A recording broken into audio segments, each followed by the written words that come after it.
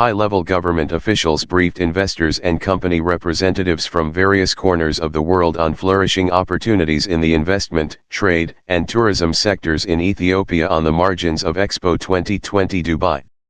The briefing made by Ethiopian officials was focused on a wide range of activities undertaken in line with policies and strategies put in place by the government in order to attract more international investors and create conducive investment climate in the country.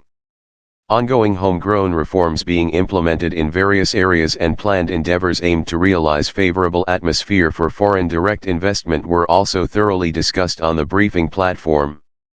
Participants also visited the Ethiopian pavilion where Ethiopian products and services are being displayed.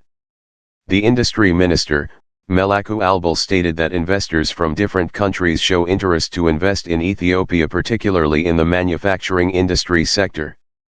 Ministers of the Trade, Tourism, Culture, and Sports and Industry Ministerial Institutions of Ethiopia, Ethiopian ambassadors, and investors from several countries of the world and high officials from United Arab Emirates have attended the briefing session.